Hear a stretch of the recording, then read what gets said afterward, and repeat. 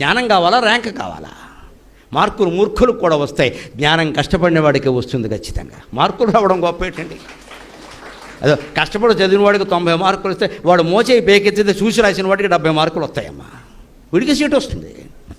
జ్ఞానం కోసం ప్రయత్నం చేయండి. అందుకని సుఖార్థినక అలా ఉండాలి అంటే మళ్ళీ చాణక్యుడు చెబుతున్నాడు, 8 విషయాలు వదిలేయాలి. విద్యార్థి దశ దాటే వరకు వీటి జోలికి మనం వెళ్ళకూడదు. ఏమిటా 8 విషయాలు? కామం, క్రోధం, తథా లోభం, స్వాదం, శృంగార కౌతుకే, అతి నిద్ర, అతి సేవే చ విద్యార్థి హ్యష్టవర్జయేత్. కామవాంఛల్ని విడిచిపెట్టాలి ఖచ్చితంగా. ఇవాళ విద్యా వ్యవస్థ నాశనం కావడానికి ప్రధాన కారణం లవ్ లవ్ లవ్ ఎఫ్ఐఆర్. సిజేలోనో ఇంజనీరింగ్లోనో కాదండి, 9వ తరగతిలో మొదలైంది ఈ భాగవతం. ఇక్కడ ఎందుకు వస్తుందండి ఇది?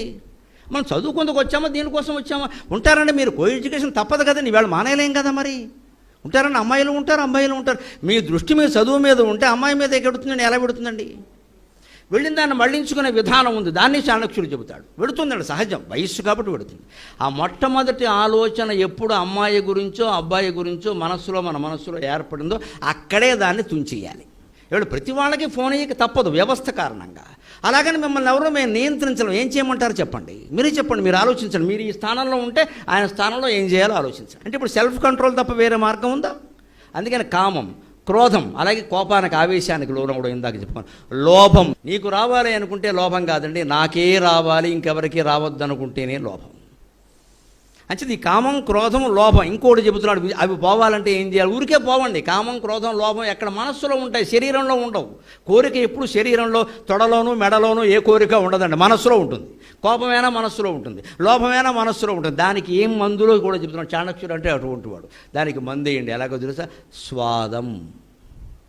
రుచిని గురించి పట్టించుకోవడం మానేయండి, ఏం పెడితే తినండి. చాలా కష్టంగానే ఉంటుంది ఈ మాట. చాణక్యుడు చెప్పాడు కాబట్టి నేను చెబుతున్నాను, కానీ తప్పదు.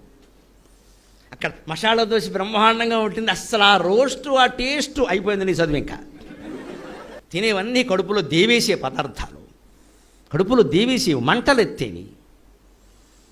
చాట్ మసాలా, ఏవో కొత్త కొత్త పేర్లు ఎన్నో ఉన్నాయి అక్కడ. ఈ చాట్ అంటే కడుపు చాటే, మనకు అదేం అక్కల. టేస్ట్ ఎందుకు అంత బాధపడాలి? ఇంకో మాట, స్వాదం, శృంగార కౌతుకే. జంట సమాసం వేశాడు చాణక్యుడు. శృంగారం అంటే ఏంటో తెలుసా? ఏదో లైంగికం అనుకోకండి, పొరపాటు మాట. శృంగారానికి అసలైన అర్థం అలంకరణ. సింగారించుకున్నారంటారు. అలంకారం పట్ల విద్యార్థి దృష్టి ఉండకూడదు. అంటే జుట్టు దువ్వుకోవద్దు, బొట్టు పెట్టుకోవద్దని కాదమ్మా. అద్దం ముందు నిలబడి అరగంట కూర్చోవద్దు అక్కడ. అలంకరణ పట్ల ఎక్కువ శ్రద్ధ పెరిగిందంటే వెంటనే ఈ అలంకరణ దేనికోసం ఆలోచించండి. అబ్బాయిలైనా అమ్మాయిలైనా ఇతరులను ఆకట్టుకోవడానికి కదా. ఆకట్టుకోవడానికి నువ్వు ప్రయత్నిస్తున్నావు అంటే చదువు ఎందుకు వస్తుందండి? వాడెవడో చూసి నన్ను లైక్ చేస్తే నాకే, చేయకపోతే నాకే, నేను ఉండే విధంగా నేను ఉంటాను అని అలంకరణ పట్ల శ్రద్ధ పనికిరాదు. అలంకరణ అంత దోషం విద్యార్థి దశలో. అంటే దాన్ని అసలు వదిలేయమని కాదమ్మా. జుట్టు దువ్వుకోవద్దు, చింపురు చుట్టు వేసుకురమ్మని అంత శ్రద్ధ చేయొద్దు.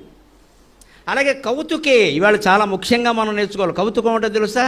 పార్టీలు, విందులు, వినోదాలు. పుట్టినరోజు శుభాకాంక్షలు అనలేము, పుట్టినరోజు జేజేలు అనలేము. అందరూ ఒకటే పాట, ఇంకో కొత్త మాట కూడా లేదు కనీసం.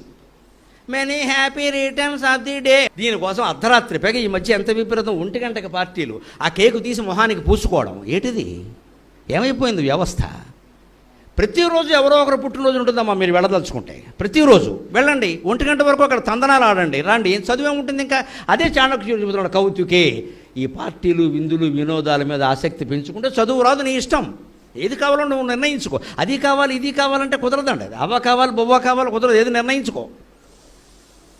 అంతేకాదు, అతి నిద్ర, అతి సేవేచ. విద్యార్థి దశలో అతి నిద్ర పనికిరాదు. ఖచ్చితంగా 10 గంటలకు పడుకుని 5 గంటలకు లేస్తే 7 గంటలు సరిపోయింది.